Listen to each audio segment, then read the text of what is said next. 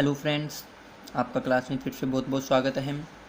आज अपन बात करेंगे क्लास 10th में linear equation and inequality of two variable. ठीक है, सबसे पहले अपन सीखेंगे कि लीनियर इक्वेशन क्या होती है। उसके बाद अपन बात करेंगे कि वो टू वेरिएबल इक्वेशन है या फिर नहीं है। तो दोस्तों, एक बात ध्यान रखना कि जब आपके पास लीनियर इक्वेशन होगी तो उस इक्वेशन में जो वेरिएबल गिवन होगा उसकी जो हाईएस्ट डिग्री है वो क्या होनी चाहिए, 1 होनी चाहिए। उसे ही अपन क्या कहेंगे, लीनियर इक्वेशन। ठीक है, तो देखिए मैंने टू इक्वेशन लिखी है। a1x plus b1y plus c1 equal to 0। फिर लिखा है मैंने a2x plus b2y plus c2 equal to 0। तो आपके पास यहाँ पे वेरिएबल दे रखे हैं, कितने वेरिएबल दे रखे हैं, दो, x और y, दो वेरिएबल हैं। दोनों की हाईएस्ट डिग्री चेक करेंगे कि क्या है। तो x की हाईएस्ट डिग्री 1 है, y की हाईएस्ट डिग्री है वो भी कितनी है, 1 है। इसका मतलब इक्वेशन फर्स्ट टू वेरिएबल की लीनियर इक्वेशन हो गई अपनी। ठीक है, फिर इसके बाद अपन बात करेंगे इक्वेशन सेकंड में। इक्वेशन सेकंड को चेक करेंगे कि ये लीनियर इक्वेशन है या नहीं। तो क्या करेंगे कि जो वेरिएबल दे रखे हैं उनके जो हाईएस्ट पावर है वो कितनी है। अगर 1 है तो अपनी क्या हो जाएगी, लीनियर इक्वेशन। अगर 1 से ज़्यादा है, किसी भी एक, जैसे x और y दो वेरिएबल है, किसी भी एक की अगर आपके पास पावर 2 हो जाती है तो वो लीनियर इक्वेशन नहीं कहलाएगी। इसका मतलब दोनों के दोनों वेरिएबल की जो पावर है, जो हाईएस्ट डिग्री है वो कितनी होनी चाहिए, 1 ही होनी चाहिए। यहाँ पे भी कितनी है, 1 है। तो ये भी आपकी क्या कहलाएगी, लीनियर इक्वेशन। अब टू वेरिएबल मतलब इसके अंदर कितने वेरिएबल होने चाहिए, 2। तो यहाँ पे भी एक वेरिएबल और यहाँ पे भी कितने वेरिएबल है, 2 वेरिएबल है। तो ये क्या होगी, अपनी टू वेरिएबल की दो लीनियर इक्वेशन होगी। ठीक है, इसके बाद अब बात करते हैं a1 a2 b1 b2 c1 c2 ये चीज़ क्या है। तो जो आपके पास लिखा हुआ है a1 a2, ये है वो दोनों लीनियर इक्वेशन के x के कोफिशिएंट है, b1 b2 है वो y के कोफिशिएंट है, और c1 c2 है वो क्या है, आपके कांस्टेंट वैल्यू है। उसके बाद अपन बात करते हैं दोस्तों कि जब अपन दो लीनियर इक्वेशन का ग्राफ बनाते हैं तो आपके पास कुछ कंडीशंस बन के आती हैं। उन कंडीशन से अपने कुछ सॉल्यूशन होते हैं। वो सॉल्यूशन कौन कौन से होते हैं उनकी अपन बात करेंगे। तो सबसे पहले जो कंडीशन बनती है, वो पहली कंडीशन है वो क्या है, देखिए कि जब x के कोफिशिएंटों का रेशियो और y के कोफिशिएंटों का रेशियो अगर इक्वल नहीं है, तो मैंने लिखा है देखिए a1/a2 does not equal to b1/b2।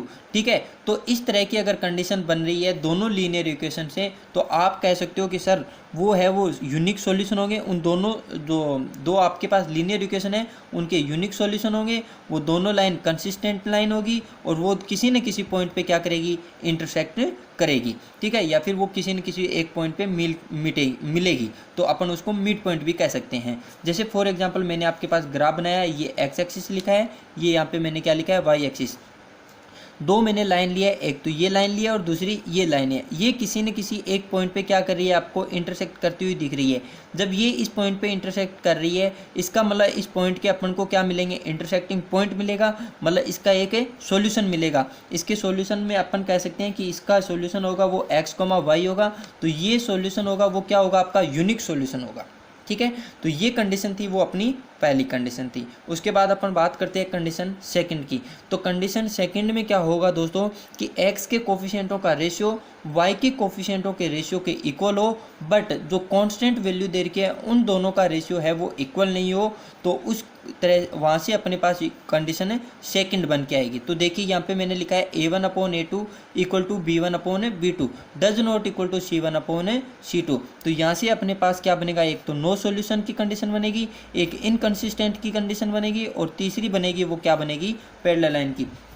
तो अपन कह सकते हैं कि अगर आपके पास दो लीनियर इक्वेशन है तो उन दोनों लीनियर इक्वेशन से अपन क्या कह सकते हैं कि x के कोफिशिएंटों का रेशियो इक्वल टू y के कोफिशिएंटों का रेशियो वो डज नॉट इक्वल टू हो कांस्टेंट वैल्यू के रेशियो के। तो आप कह सकते हो कि सर वहाँ से नो सॉल्यूशन मिलेंगे। दोनों की दोनों लाइन है वो क्या हो जाएगी, आपकी पैरेलल लाइन जाएगी, और वो इनकंसिस्टेंट लाइनें होगी। फॉर एग्जांपल मैंने आपके सामने एक ग्राफ बनाया है, देखिए ग्राफ देख सकते हो आप, उस ग्राफ में एक्स और वाई है, ठीक है, दो लाइनें आपको पैरेलल लाइन जा रही है। इसका मतलब ये दो पैरेलल लाइनें होगी वो कहीं पे भी क्या नहीं करेगी, इंटरसेक्ट नहीं करेगी।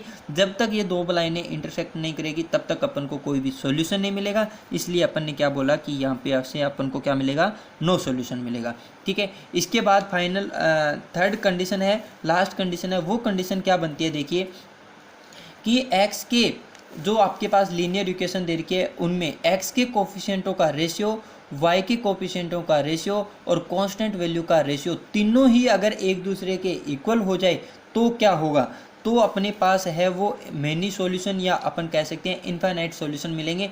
जैसे मैंने लिखा है A1/A2 B1/B2 equal to C1/C2। तो जब आपके पास ये वाली कंडीशन बने तो आप कह सकते हैं इनफाइनाइट या मैनी सॉल्यूशन होंगे, या आप कह सकते हो ये दोनों लाइनें हैं वो दो लीनियर इक्वेशन है वो क्या होगी, कंसिस्टेंट होगी, और वो क्या होगी, कोइंसिडेंट लाइन होगी, ठीक है। तो जैसे मैंने यहाँ पे एक ग्राफ बनाया है, उस ग्राफ में मैंने आपको दिखाया है कि ये एक वाई एक्सिस है और ये आपका क्या है, एक्स एक्सिस है।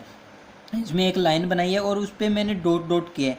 इसका मतलब जब दो लाइनें हैं वो एक दूसरे के ऊपर आएगी तो मतलब इनको जब रिप्रेजेंट किया मैंने दोनों लाइनों को एक दूसरे के ऊपर, तो इनके जो पॉइंट्स मिलेंगे वो है वो इनफाइनाइट पॉइंट्स मिलेंगे, ठीक है। तो इसीलिए अपन ने बोला कि इसके है वो इनफाइनाइट सॉल्यूशन मिलेंगे या फिर मैनी सॉल्यूशन होंगे, क्योंकि अगर दोनों की दोनों अगर इंटरसेक्ट कर जाती तो आपके पास एक पॉइंट मिलता, ठीक है। ये दोनों के मतलब एक्स के कोफिशिएंटों का रेशियो, वाई के कोफिशिएंटों का रेशियो और जो कांस्टेंट वैल्यू है उनका रेशियो जब बराबर है तो मतलब उनके जो सॉल्यूशन होंगे वो क्या होंगे, मैनी सॉल्यूशन या इनफाइनाइट सॉल्यूशन।